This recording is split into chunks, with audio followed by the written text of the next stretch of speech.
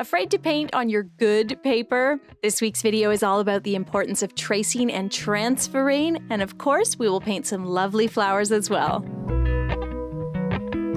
Welcome back, friends. My name is Shayda Campbell, and around here we make art, and it's fun, not scary. What I really want to show today is the importance of tracing and transferring when planning out a watercolor painting. I'm working in my favorite sketchbook, and I begin usually by just figuring out how large the area of flowers will be, so a big circle or oval. And then I'll put a little vase down there. And then we're going to make the circle kind of lumpy, kind of get more of the shape of that overall bouquet. We'll put our little stems in there, make a water line. And then if you want, you could kind of draw in some little flowers and maybe a shadow in front as well. So this sketch can be very messy. What we're really working on here is just getting the proportions. How large is the area of the flowers? Like how large is the bouquet? And then what does the jar or vase kind of look like? Then you can grab a pen. I'm using the Meloto black liners, and we'll start adding some detail. I'm putting highlights on the upper left and lower right of the jar.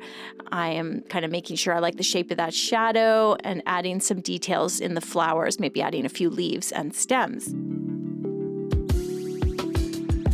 Now our illustration looks great, but we are not done. Grab a piece of tracing paper because we are going to trace your drawing. And what we're doing here is refining the image. Tracing allows us to keep what we like about what we've created and change what we don't. So think of it as an author editing their own work. Tracing is so powerful. You can, make the flower area a little larger, make the vase a little smaller. It also allows us to transfer the image. That's why this video is all about tracing and transferring. Flip that paper over, put a layer of graphite on the back, then flip it back over and place it on your watercolor paper. If you're someone who's scared to use your good paper, this is going to be very powerful for you. We're going to trace over the image that we know we really like and that we've, perfected, refined with the tracing process. And that process is going to transfer just enough of that drawing to our good hot pressed watercolor paper. Now we're ready to begin our painting. And I'm going to be I've got a couple Filbert brushes, a number 8 and a number 6, and a number 6 round brush. It's quite a small painting on like an 8 or 7 by 10 hot press block. So using smaller brushes. Now the first thing I want to do, and I'm using my little Shayda Campbell watercolor set here. This is available on Amazon.com and Amazon UK. I want to mix up a couple different colors of blue. So take an ultramarine blue or the turquoise and just mix in a little bit of white, a little bit of water, maybe put a little of the magenta or the rose madder hue into one so that you get a more purpley blue or a warmer blue. Maybe add a little bit more water, a little bit more white. The key here is we're making flowers that are basically 5 little brush marks, so 5 little rounded petals, but we want the petals to kind of be different colors, different transparencies, some a little darker, some a little lighter, and you can do that by adding a darker blue or simply by, adding more water to the blue that you already have or adding white. What we're going for here is what I would call an abstracted forget-me-not bouquet. So abstracted just means that you've sort of changed the original forms. You're not sticking to reality. And that's what I want to do here. Forget-me-nots are so tiny, so seeing a cluster of them is kind of like seeing a swarm of bees. It all kind of blends together in the prettiest way. And you can do that by just doing brush marks, putting down some watery paint and lifting a little bit. So using your paper towel to lift up some of that watery pigment. I like the way that looks. I actually found that some of my pencil marks here from the transfer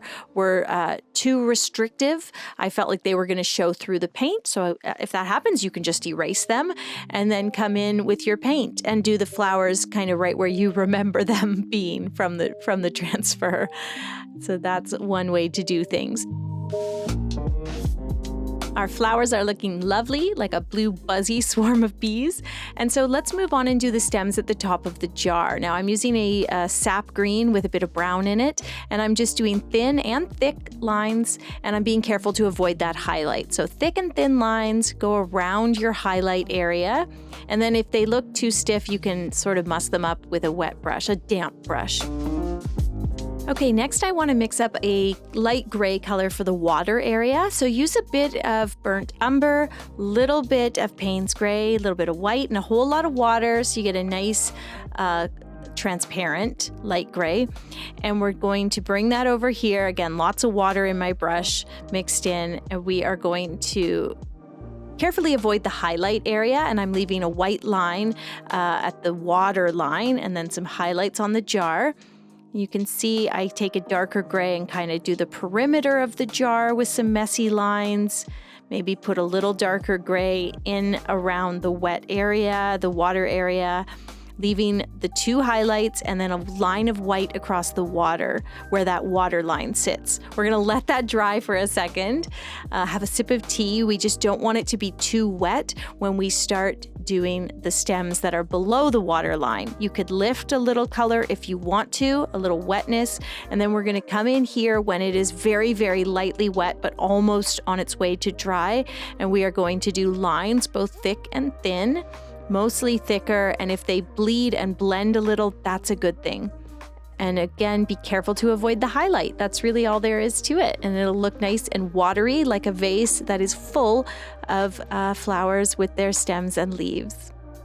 We're painting so confidently on our good copy paper today, and that's because we traced and transferred our sketch and perfected our sketch through tracing. I think even as a painter, as a watercolor artist, it's important to have those illustration skills, at least some illustration skills as well. Anyway, let's get back to this painting. I am using my nice dark green here. This is sap green with maybe just a hint of Payne's gray in it. I like the way that blue-gray darkens my green. And I put a few leaves and stems, and then I'm taking the lightest, like the most transparent watery green, and sort of filling in this big area in the middle, and I'm doing that with vertical brush strokes, messy vertical brush strokes. Then I come back with that darker green and continue doing little splotches and lines to give the appearance of leaves in behind these flowers. Now it's time to make some magic. Now we use that same dark green, and we're going to do some lines over top of the light green. Make sure it has dried. This is a wet on dry technique. And we're going to do some V shapes, some larger dark areas, but you're always leaving little stem shapes, basically, lines of that lighter color so that those stems really pop, but you're building up depth. It's looking really good. It's looking really detailed, but that wasn't hard to do. Oh yeah. This is why you need the e-course. Go get it using that code for the big spring sale. We always do our largest sales in the spring and summer because that's just a fun time to learn. That's like painting season. You can get outside. Okay, enough Shayda. We're going to do some leaf shapes. We're going to do some little messy leaves. I'm lifting a bit of color if I feel like the leaf is too dark or too stiff. You can always lift a little, do some more wet into wet magic. I'll take a darker gray and add a little bit more to that vase, and maybe add some darker color in the water area. So underneath the water line, I want things to look a bit shadowy. I want to give the impression that the jar is round. You can see me doing that there. But yeah, this is an abstracted painting. Things are a little messy and crazy, and that's what I like about it.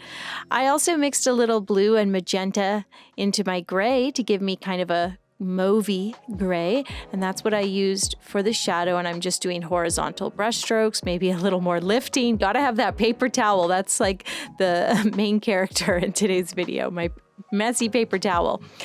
And then to finish up, we are just going to do a few more splotches of that light blue. Before I was using the filbert, now I'm using the round brush, so I can get a slightly different shape perhaps, although I'm not too worried about the shape. As I said, I'm abstracting a lot, but I can add a little bit of darker color, really make those flowers pop. At this point, it's kind of nice to stand back from your piece and just say, okay, what does it need? If there's too much detail, that happens sometimes if you're seeing flowers and petals and lines and stems, add a bit of darker green and let some of those stems blend together a bit more.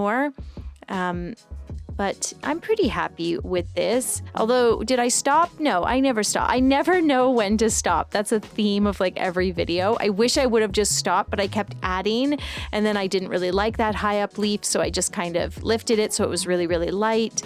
And now we are going to stop. Okay, we're stopping.